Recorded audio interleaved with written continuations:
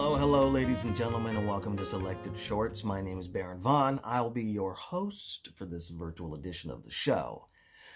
Well, you've been alive the last 6 months. I don't need to explain what's going on, but I will. You and I are not in a theater together, ladies and gentlemen, but thanks to the glowing window in front of you, tiny little bits of me fly through the air 1001, 10011, and magically reassemble themselves in front of you. I look into this little tiny camera right here, and wow, there it is. Here we are, somehow together, one happy family in one massive living room. And family, it's now story time. At Selected Shorts, we choose pieces of great short fiction to be performed by the best actors we know.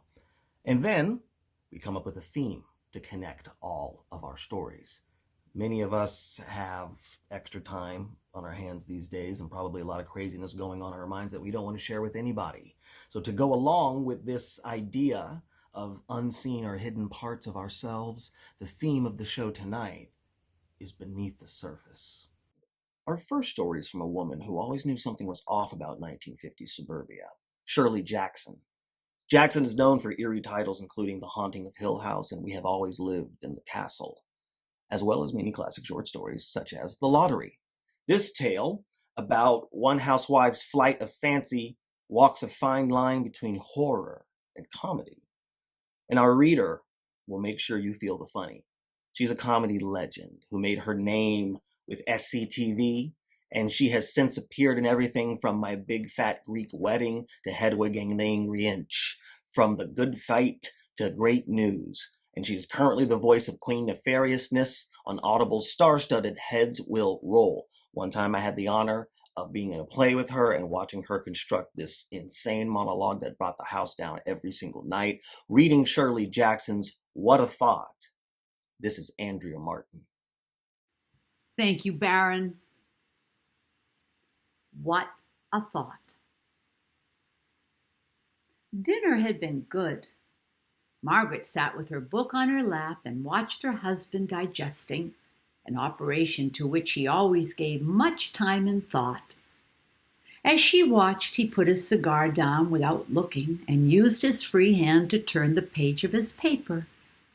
Margaret found herself thinking with some pride that, unlike many men she had heard about, her husband did not fall asleep after a particularly good dinner. She flipped the pages of her book idly. It was not interesting. She knew that if she asked her husband to take her to a movie or out for a ride or to play gin rummy, he would smile at her and agree. He was always willing to do things to please her, still after 10 years of marriage. An odd thought crossed her mind. She would pick up the heavy glass ashtray and smash her husband over the head with it. Like to go to a movie, her husband asked. I don't think so, thanks, Margaret said. Why? You look sort of bored, her husband said. Were you watching me? Margaret asked. I thought you were reading. Just looked at you for a minute, he smiled at her, the smile of a man who was still, after 10 years of marriage, very fond of his wife. The idea of smashing the glass ashtray over her husband's head had never before occurred to Margaret, but now it would not leave her mind. She stirred uneasily in her chair, thinking, what a terrible thought to have. Whatever made me think of such a thing? Probably a perverted, affectionate gesture, and she laughed. Funny, her husband asked. Nothing, Margaret said. She stood up and crossed the room to the hall door without purpose. She was very uneasy, and looking at her husband did not help. The cord that held the curtains back made her think strangle him. She told herself, it's not that I don't love him. I just feel morbid tonight, as though something bad were going to happen. A telegram coming, or the refrigerator breaking down. Drown him, the goldfish bowl suggested. Look, Margaret told herself severely, standing just outside the hall door so that her husband would not see her if he looked up from his paper. Look, this is perfectly ridiculous. The idea of a grown woman troubling herself with silly fears like that? Why, it's like being afraid of ghosts or something. Nothing's going to happen to him. Margaret, she said almost aloud, nothing can happen to hurt either you or your husband or anyone you love. You are perfectly safe. Margaret, her husband called. Yes? Is something wrong? No, dear, Margaret said, just getting a drink of water. Poison him? Push him in front of a car? A train? I don't want to kill my husband, Margaret said to herself. I never dreamed of killing him. I want him to live. Stop it. Stop it. She got a drink of water, a little formality she played out with herself because she had told him she was going to, and then wandered back into the living room and sat down. She looked up as she entered. You seem very restless tonight, he said. It's the weather, I guess, Margaret said. Heat always bothers me. Sure you wouldn't like to go to a movie, he said, or we could go for a ride, cool off? No, thanks, she said. I'll go to bed early. Good idea, he said. What would I do without him? She wondered. How would I live? Who would ever marry me? Where would I go? What would I do with all the furniture? Crying when I saw his picture, burning his old letters? I could give his suits away, but what would I do with the house? Who would take care of the income tax? I love my husband, Margaret told herself emphatically. I must stop thinking like this. It's like an idiot tune running through my head. She got up again to turn the radio on. The flat voice of the announcer offended her, and she turned the radio off again, passing beyond it to the bookcase. She took down a book and then another, leafing through them without seeing the pages, thinking, it isn't as though I had a motive. They'd never catch me. Why would I kill my husband? She could see herself saying tearfully to an imaginary police lieutenant, but I loved him. I can't stand his being dead. Margaret, her husband said, are you worried about something? No, dear, she said. Why? You really seem terribly upset tonight. Are you feverish? No, she said. A chill, if anything. Come over here and let me feel your forehead. She came obediently and bent down for him to put his hand on her forehead. At his cool touch, she thought, oh, the dear, good man, and wanted to cry at what she had been thinking. You're right, he said. Your head feels cold. Better go off to bed. In a little while, she said. I'm not tired yet. Shall I make you a drink, he asked, or something like lemonade? Thank you very much, dear, she said, but no thanks. They say if you soak a cigarette in water overnight, the water will be almost pure nicotine by morning and deadly poisonous. You can put it in coffee, and it won't taste. Shall I make you some coffee? She asked, surprising herself. He looked up again, frowning. I just had 2 cups for dinner, he said, but thanks just the same. I'm brave enough to go through with it, Margaret thought. What will it all matter 100 years from now? I'll be dead too by then, and who cares about the furniture? She began to think concretely. A burglar. First call a doctor, then the police, then her brother-in-law and her own sister. Tell them all the same thing, her voice broken with tears. It would not be necessary to worry about preparations. The more elaborately these things were planned, the better chance of making a mistake. She could get out of it without being caught if she thought of it in a broad perspective and not as a matter of small details. Once she started worrying about things like fingerprints, she was lost. Whatever you worry about catches you every time. "Have you enemies?" she asked her husband, not meaning to. "Enemies," he said. For a moment he took her seriously, and then he smiled and said, "I suppose I have hundreds, secret ones." "I didn't mean to ask you that," she said, surprising herself again. "Why would I have enemies?" he asked, suddenly serious again and setting down his paper. "What makes you think I have enemies, Margaret?" "Oh, it was silly of me," she said, "a silly thought."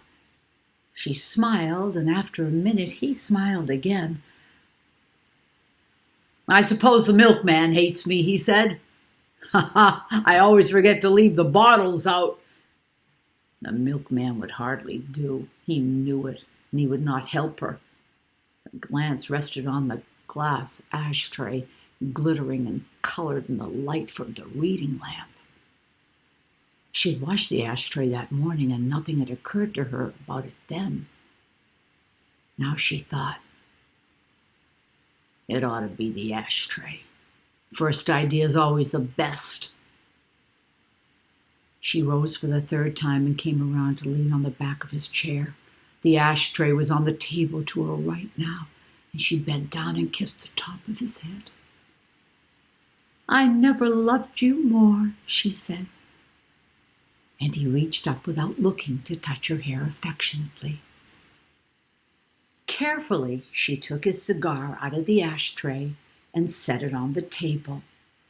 For a minute, he did not notice, and then as he reached for his cigar, he saw that it was on the table and picked it up quickly, touching the table underneath to see if it had burned. "Set fire to the house," he said casually. When he was looking at the paper again, she picked up the ashtray silently. "I don't want to," she said, as she struck him.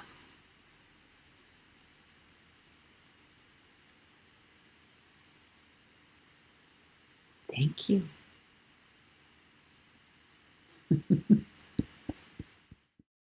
Thank you, Andrea. To everyone trapped at home now looking askance at the spouse you've been trapped inside with for the last several months, don't worry. Nobody has ashtrays just sitting around anymore. You're totally fine.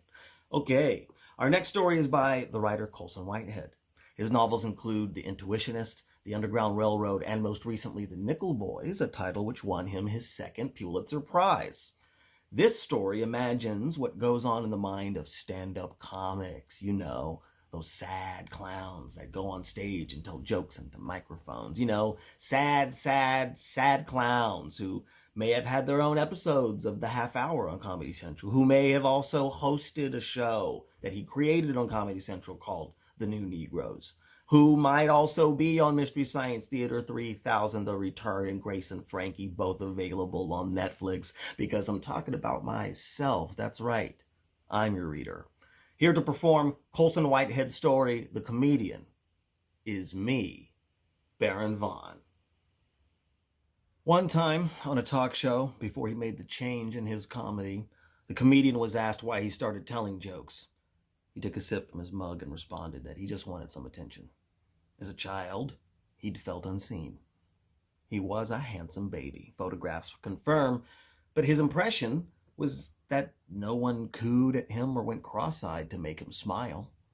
Common expressions of affection, such as loving glances, approving grins, and hearty "that-a-boys" eluded him.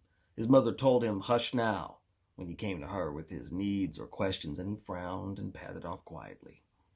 He received a measly portion of affirmation from grandparents, elderly neighbors, and wizened aunts who never married, folks who were practically in the affirmation of children business. In kindergarten, he was downright appalled to find the bullies stingy with noogies and degrading nicknames. The comedian believed that he was unseen, overlooked, and not perceived to a greater extent than other people were unseen, overlooked, and not perceived, when in actuality, he was overlooked as much as everyone else. He just felt it more keenly. The talk show host asked him what his first joke was. He said he didn't remember, but he must have liked what happened because he did it again. The boy practiced and practiced. In the bathroom down the hall, he made funny faces before the white hexagonal tile. He devised oddball catchphrases and made unlikely connections between seemingly dissimilar objects and phenomena. When he later shoehorned these observations in the conversation, people laughed.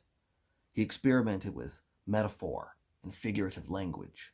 Like when a mouse died and the walls and no one could get to it, he said, "That smells like 100 Roger farts." They were having holiday dinner, the far-flung generations, and the vulgarity cracked everyone up. He broke it down later, staring at the ceiling of his room while the grown-ups whooped it up in the living room. A familiar situation disrupted by an unexpected and forbidden element produced laughter. The smell of the decomposing mouse was not one Roger fart, but 100. Exaggeration was key. Exaggeration was a kind of truth-telling, and it made people laugh. If he made someone chuckle or snicker, he took notes. He tried to recreate the circumstances later. Cousin Roger never forgave the comedian this humiliation, notwithstanding many years later his enthusiasm for the comedian's success in his annual Xmas letter. The comedian expanded his act. One day he decided he needed weapons. Other people were an army straying into his territories, and this sent him fashioning defenses before the bathroom mirror. He gathered specific put-downs for use against his friends and family in case they suddenly turned on him, which happened from time to time. He stole jokes from comics he saw on television and didn't give credit. Years later, he'd make ridiculous apologies to these men who were flattered to be remembered and boasted of their influence on him to their grandchildren on their infrequent visits. When his 5th grade teacher named him class clown, he knew it wasn't a foolhardy plan after all, this strategy of getting seen. Look at me, look at me. The comedian learned how to get girls by making them laugh and blush. You'd see him whisper in a girl's ear and she'd giggle and shake her head in sweet outrage. Guys who really wanted to beat him up were disarmed by some weird baboon face of his and forgot all about it. He got into the local college and joined an improvisational comedy troupe his first semester.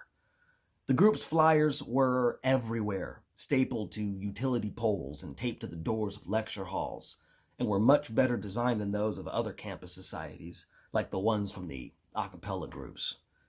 How strange it was, he thought, to be in an a cappella group and advertise it.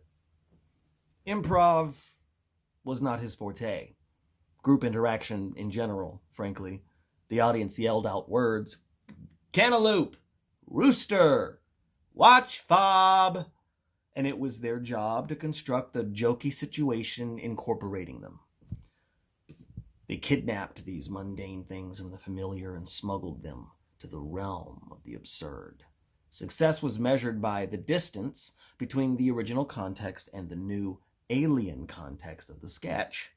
The comedian, however, did not believe that things had to travel very far to be funny or sad.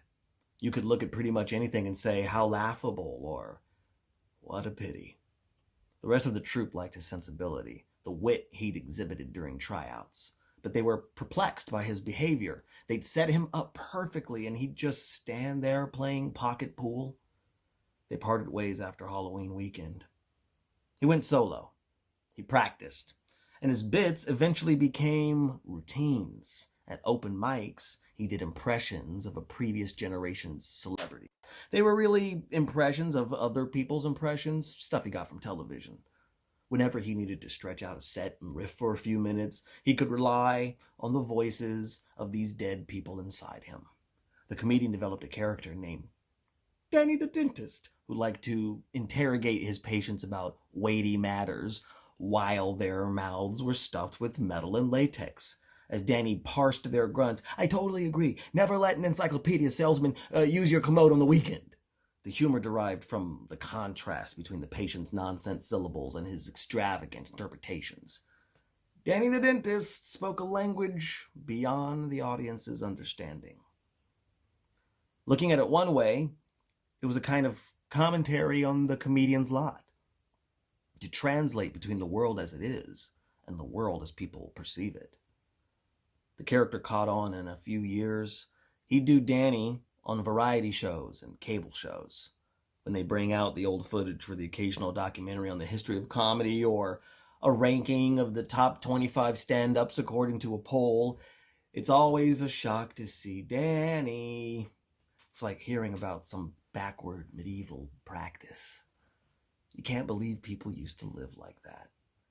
He got his diploma because he didn't want to let anyone down, and because the graduation ceremony was an opportunity to get attention from those he needed attention from.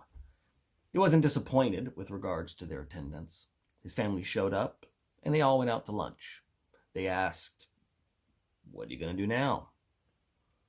He kept hitting the clubs and expanding his routine. He cut jokes. Why did he ever think that corny bit was funny? This is my new style, he told himself, and 6 months later the new style was out the window and a newer strain dominating his set list. The old jokes testified to how stupid he'd been. But if people laughed, what did that say about people? Local comedy clubs gave him some slots, and he started hanging out with his peers. The other comics weren't threatened. He wasn't exactly pushing the boundaries. Like, in one of his bits, 3 representatives of different religious faiths were trapped in an isolated place where their differences were struck into sharp relief. Or, he closed his act with the observation that one group of people tended to do things differently than another group of people, and he listed a few examples. Plotter, the other comics said. Word came down that a scout from the big late-night talk show was going to check out the scene, and everybody worried and fussed. The scout frowned through the comedian's set.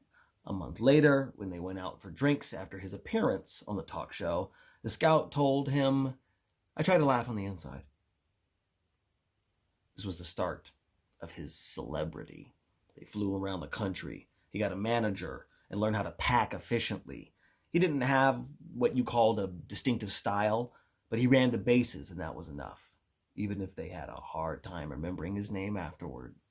He played bigger and bigger rooms. A screenwriter got in touch about writing a spec script based on one of the comedian's characters, the limo driver.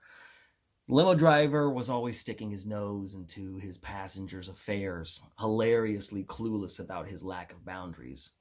The comedian met the screenwriter in a coffee shop and they brainstormed. He was surprised that there were professions more desperate and sad than his own. He told the screenwriter that it was probably a bad idea. When offered cameo gigs on sitcoms and small independent features, he passed. He didn't like make-believe. Even when the limo driver exaggerated some human weakness, he didn't think he was stretching the truth. He enjoyed the money and the flattery. That was thousands of people listening to his every word. His girlfriend moved into his condo, and this was a period he always looked back fondly upon, even though it didn't work out in the end for a lot of reasons, not the least of which was all the travel. He was never around. Every new city and gig was a chance to get it right, finally, and nothing could compete with that. When he thought back on the day he changed his comedy, he never came up with an explanation. He'd been on a good run, and it was just another gig.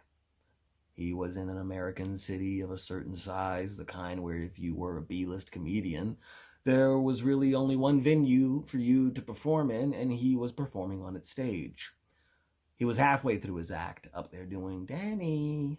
Danny the dentist was elbow deep in the mouth of a German tourist who'd been in a Wiener Schnitzel accident. The bit had a rather long and Baroque setup. As the comedian said the words he'd said 100 times before, he heard a high-pitched whistling in his ears. No one else seemed to notice it, and he thought for a minute that it was another one of his mysterious physical or mental symptoms, but quickly understood that it was more than that. He stopped speaking. His mouth had continued the routine, such was his professionalism, and looked into the audience. They were a hive of faces before him. still unattentive, arranged like hexagonal tile in a bathroom. The comedian said the words that popped into his head.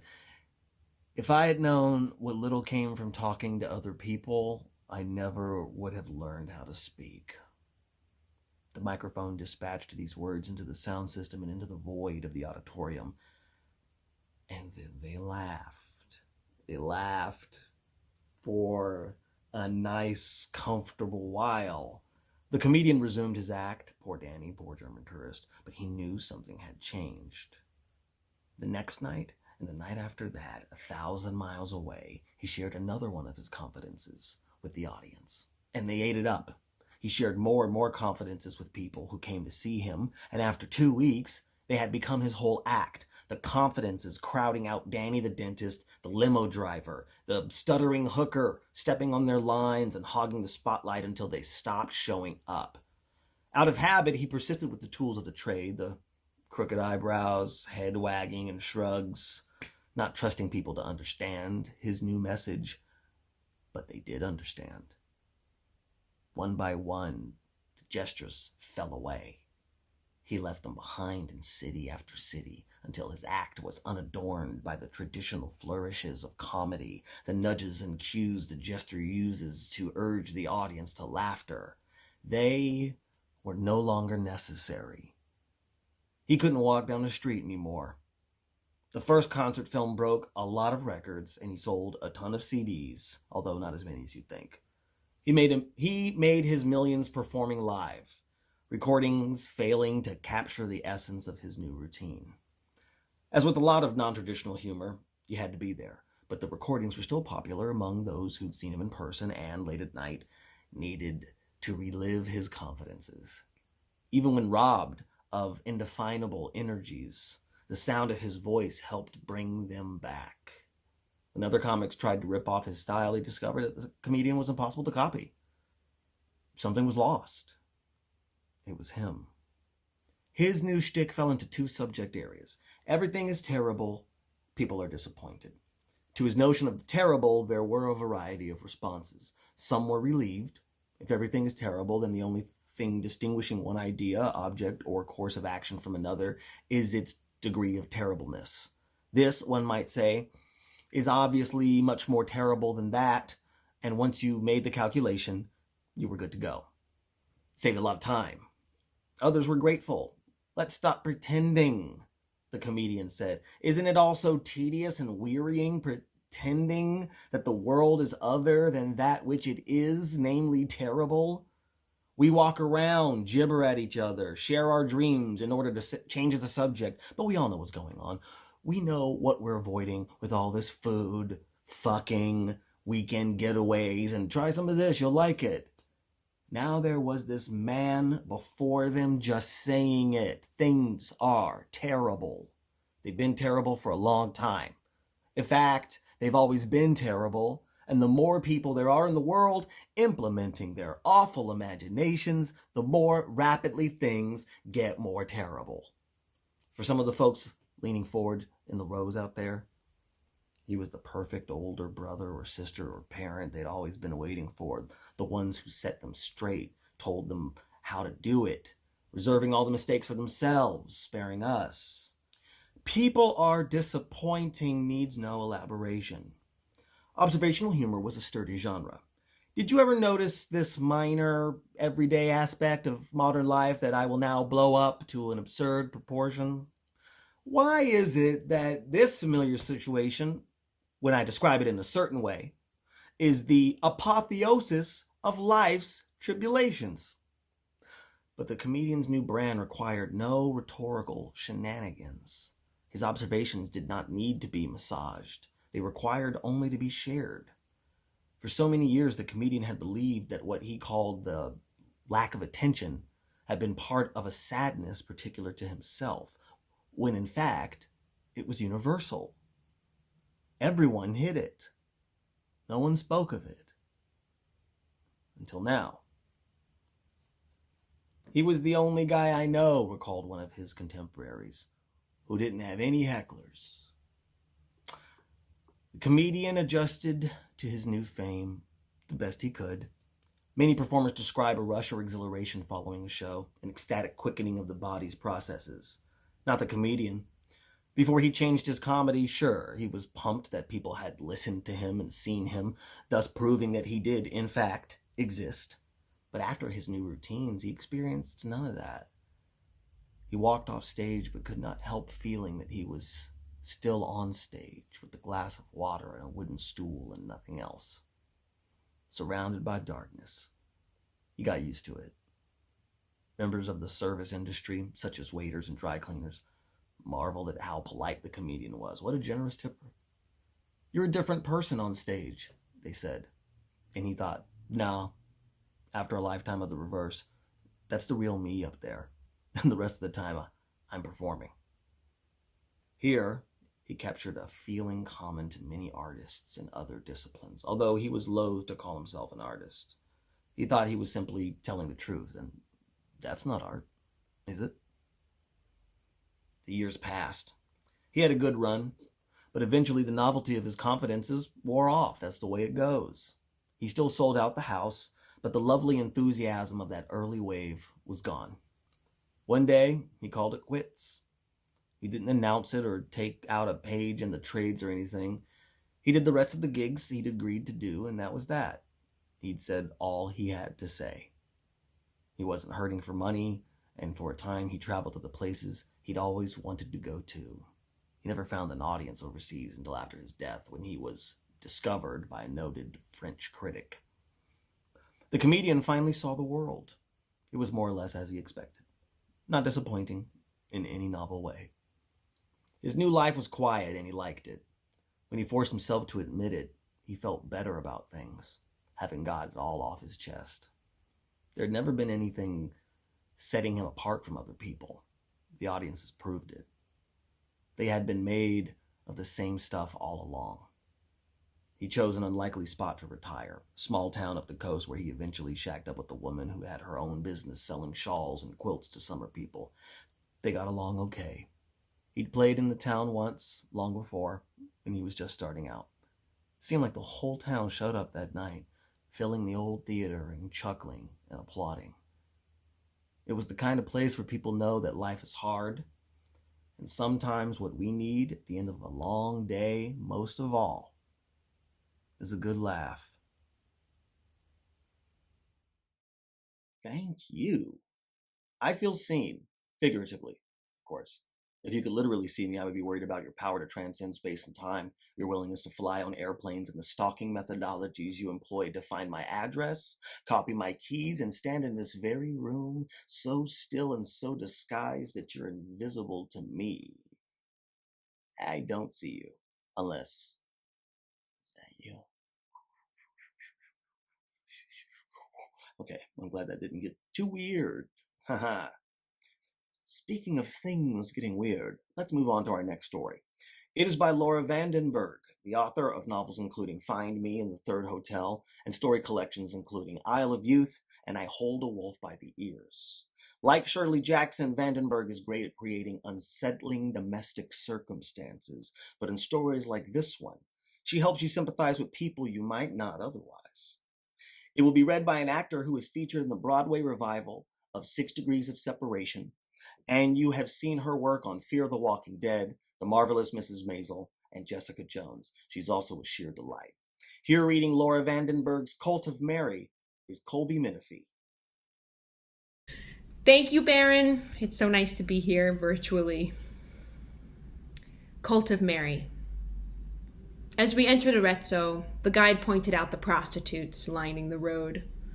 The women looked like awkward, flashy birds, teetering in bright spandex and spiked heels, flimsy gold jewelry flashing in the summer sun.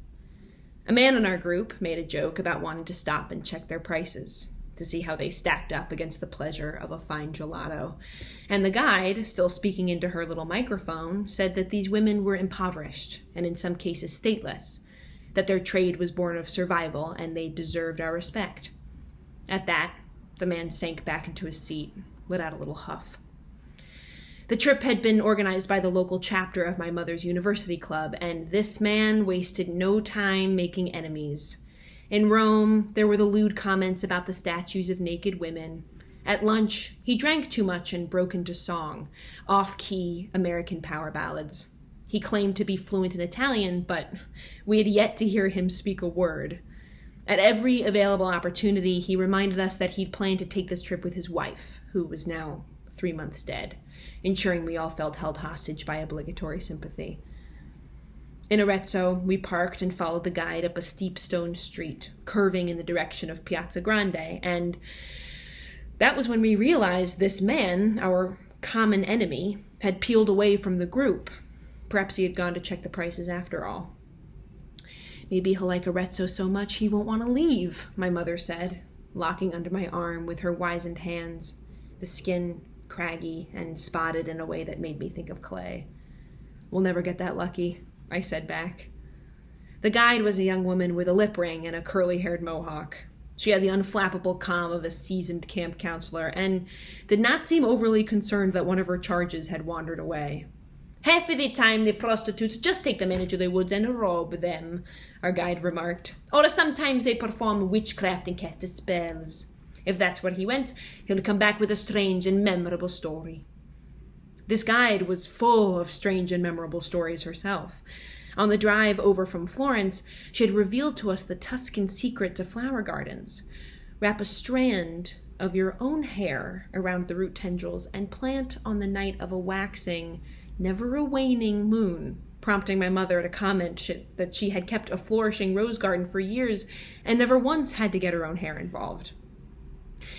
My mother had been looking forward to Italy ever since her club had announced the trip, a year in advance of the departure date. She started watching her spending in preparation, downgrading her cable package, and declining invitations to go out to eat. For Christmas, I bought her a new suitcase, a sleek, hard-shell roller, though when the time came, she had insisted on using her ancient cloth suitcase with a broken wheel because it held more.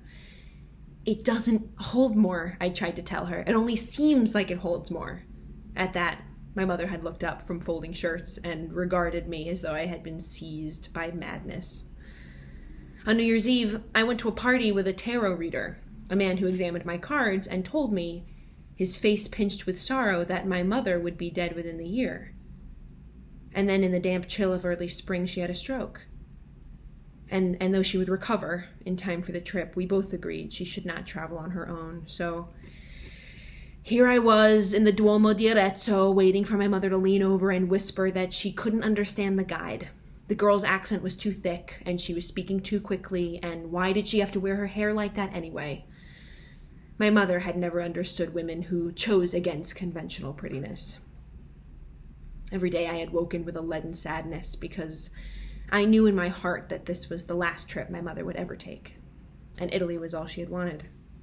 For months, a Tuscan field had been the background on her phone, and now that she was here, nothing pleased her. If it wasn't the guide, it was the heat, or the uneven streets, or no washcloths in the hotel, or no ice in the restaurants, or the boorish man who had recently lost his wife and had possibly abandoned our group for the company of stateless and impoverished roadside prostitutes. And of course we had set ourselves up for this failure, the two of us, for how could any trip, no matter how splendid, bear up against the brutal weight of last? As we moved down an aisle in a hush, the guide pointed out a statue of Christ that had been carved from a single block of wood. By a Piero della Francesca fresco of Mary Magdalene, the guide explained that long ago the church became anxious about the cult of Mary and their secretive powers, so they had allowed the legacies of all the different Marys to be conflated, which meant now most people didn't know the difference between Mary of Clopas and Mary of Bethany and Mary of Jacob. Apparently, this confusion had been the church's intention all along. As she spoke, I wondered if the vaulted position Mary Magdalene held in the Duomo explained why so many prostitutes flocked to Arezzo. "Remember that history is not only about what happened," the guide added, "but also about what those in power want you to believe happened." Back in Piazza Grande, I overheard a white couple muttering that they wished the guide would lay off the feminist politics. In the van, we had been given itineraries, and I thought that maybe the missing man would turn up outside the Duomo, sweaty and smug. But I did not see him anywhere as we made our way down the twisting streets, past a park with 5 bronze sheep grazing on grass banks. The guide waved her small red flag, alerting us to our next stop. "These are a fascist sheep," she told us. "How can sheep be fascist?" someone objected. "Sheep don't believe in anything." The guide explained that Mussolini had initiated a tax credit for anyone in Tuscany who owned sheep, not because they were practically useful, but rather because sheep-dotted fields and hillsides fit Mussolini's pastoral idea of the Italian countryside. The bronze sheep had been erected in Arezzo to commemorate this policy. "That is how evil first creeps in," she went on, "through the falsification of a beauty." She told us that evil rarely looked like evil when it first arrived. It could look like innovation and progress and prosperity, courage even, but more than anything it looked to some like a solution to the secret problem they believed had gone too long unaddressed. They felt as though they had been speaking a hidden language among themselves, and then a man or a woman in a suit stood on a stage and addressed cheering masses in that very same language, hidden no longer. The guide paused, breathless, and jabbed her red flag at the sheep. We pressed on. Behind me, the couple who had objected to the guide's feminist politics were now plotting word for word the terrible review they planned to leave her on TripAdvisor. Why is some person, everywhere you go, always demanding that you pick a side? At the bottom of a hill, we found the missing man sitting in a bus stop, a good distance away from where the prostitutes congregated. His clothes were rumpled and smeared with dirt. Leaves stuck out of his hair like ornaments on a tree. He was missing his shoes. As a group, we approached him, demanded to know where he had been and what had happened. The man told us that he had followed 2 women into the woods to a mattress under a tree. But before they did anything, they wanted half their money, which he handed right over, and then they wanted to know how many Marys he could name.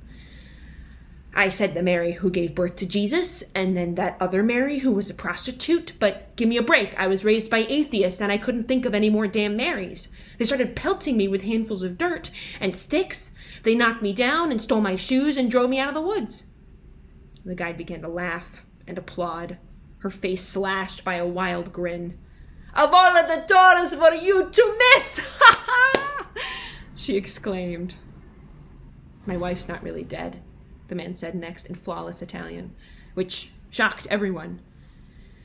"She just left me, and sometimes I feel like I've forgotten how to breathe." He sank his face into his palms and began to sob, his shoulders heaving.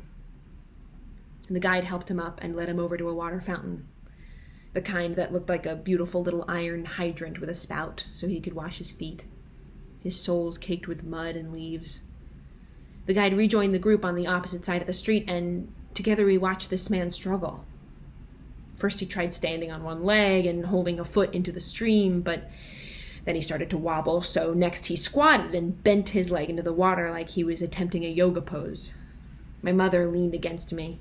I knew that soon she would be looking for a place to sit down. "Where's Mary Magdalene when you need her?" someone said, but they were hushed by the rest of the group. We all knew we were witnessing a holy scene. Finally, the man just stood in front of the fountain and let the water coat his feet, his back to us, shoulders still trembling. On the ride to San Marino, the van was warm and quiet, and soon my mother slumped over into sleep.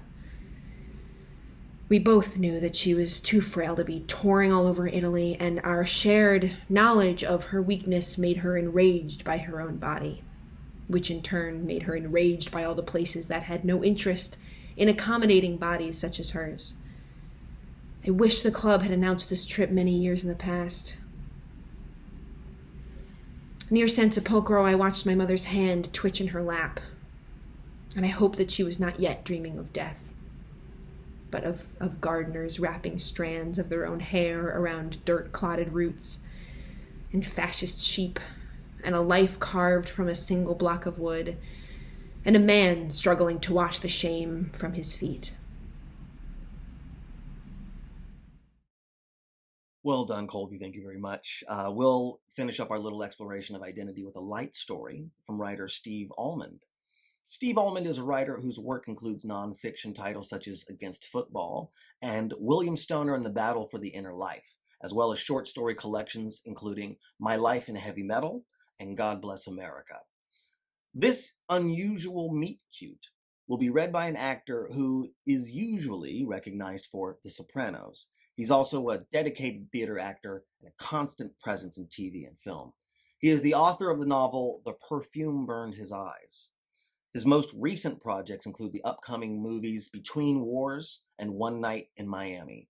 Here, reading Steve Almond's A Happy Dream, is Michael Imperioli. This is called A Happy Dream. Henry was out in front of the Brattle, waiting for his sister Marla, who was late, on the verge of standing him up, actually, when he saw a woman zip across the street on a 10-speed bike. This was crazy. It was early February. The roads were still layered with dirty snow. The woman bonked into a parking meter, locked the bike, pulled her hat off, and there was her hair. A cascade of the stuff. She looked around briskly and made straight for Henry. "You must be Michael," she said. "I'm Kate." This was a pretty woman. Not beautiful, not gorgeous, but then Henry was all done with gorgeous. He'd just been dumped by a gorgeous woman. Or, well, a year ago he'd been dumped. And anyway, this woman, this pretty Kate, with her hair and her big, lovely nose, she was looking into his eyes expectantly, and he didn't even want to see Marla. That was the truth, with her terrible social worker pity face and her cheery advice. "You need to get out there more, give yourself a chance, blah, blah, blah." Henry smiled shyly. "Call me Mike," he said. After the movie, they went to a bar. Kate ordered a gimlet. "What's a gimlet?" Henry said. "I don't know. I just like saying gimlet. Gimlet, gimlet, gimlet." She swept her hair into a bun. "So anyway, Lori told me you're a firefighter. What's that like, Mike?" Henry paused and looked around, swallowed. "Okay," he said, hot. Awfully hot." Kate laughed. She had a terrific laugh, loud, a little throaty. The drinks arrived, and Henry gulped at his. "The thing is," he said, "there's really not as much action as you might think. Mostly, it's just sitting around the station. Folks are pretty good about fire safety these days." Kate looked a little disappointed. "That's not to say there haven't been some close calls," he said. "What's the most dangerous fire you ever fought?" "The most dangerous fire I've ever fought, huh? Let me think about that one." Henry was pretty sure he was going to hell. On the other hand, he felt glorious, alive, in a way he hadn't for months. "I guess, well, a couple of years ago, there was this 4-alarm over at Haviland Candy. They were working double shifts for Valentine's, and someone must have fallen asleep. These big copper vats of chocolate exploding all over the place, and flames licking at the marshmallows. Corn syrup is highly flammable, My God," Kate was running her swizzle stick along the cleft in her chin. "Were you okay?" "Touch of smoke inhalation, no big deal. But enough about me. Tell me what you do." So now Henry was following Kate home. Kate, who was 27 years old and performed improv sketch comedy and worked as a chimney sweep to pay the bills. She was on her bike and she rode like an absolute maniac. Henry had trouble keeping up with her, and he was in a car. And yet he was utterly captivated by her recklessness. The way she darted in and out of traffic, flung herself around corners, her tires sending up strings of slush. Henry wished that Marla could see him now. A make-believe firefighter running red lights in pursuit of a sexy, slightly soused chimney sweep. Marla, who was always saying how risk-averse he was. Not risk-averse, he told her. Anti-heartbreak. There's a difference. Then Kate went down, hard under the wheels of a passing bus. It happened so quickly, Henry didn't even have time to react, though oddly, he was sort of reacting even as he thought this, mourning her death and the life together they had missed. The long, searching conversations, and maybe even more than that. The absolutely superb sex they might someday have had, And he even began to cry a little there in his unheated Honda as he thought about the cute little babies, 2 or 3 of them at least, all with her nose that they would never raise. But no, that wasn't it. She'd merely slipped past the bus. She was still alive, and wheeling onto a side street. He pulled up behind her and leapt out of the car. I thought you'd been that bus. She was under the street lamp, flushed, panting a little, ravishing. I'd just like to let the drivers know who's boss, Kate grinned. Besides, you're a firefighter, right? You know all that paramedic stuff, mouth to mouth. A light snow drifted down and fell on her hair, and he wanted to tell her right then, no, he wasn't a firefighter. He was a sous chef, a lonely, risk-averse sous chef. But desire was surging through him now, and the heart needed these things, these moments of grand drama. He thought, I will die if I don't kiss her. He leaned in and kissed her lightly. His fingertips touched her cheek. She tasted of gimlet, lime juice, and the sharp bite of gin, and her eyes were still closed when she pulled away, as if she were in the midst of a happy dream. I usually hate blind dates, she whispered, but this was really, And then she kissed him again, harder, and her belly came against his now, and Henry was fairly certain he was going to hell. What's the matter? She said. Lori told me about your wife. Is that what it is, Mike? Are you still grieving? Henry sighed elaborately and through his nose. He was really very unhappy. Listen, Kate, I'm not the guy you were supposed to meet, this Mike guy. How to explain this? I'm just the guy who saw you, and, you look so brave and pretty. Wow. What a jerk. I'm sorry. He began to consider how he would react if she slapped his face. Would he cry? Was she a good slapper? Kate stood there swaying in the lamplight. I know, she said finally. What? I know. Marla told me. Marla? What do you mean Marla told you? But now Henry could see the situation. His sister had recruited this woman, or God, maybe even hired her. Oh, this was pathetic. Truly pathetic. Henry began clubbing himself on the head. Did she pay you? Please tell me she didn't pay you. Kate seemed to be trying not to laugh. Please stop hitting yourself, she said, and grabbed his arm. You're not really a chimney sweep, are you? Henry said quietly. Bike messenger, actually.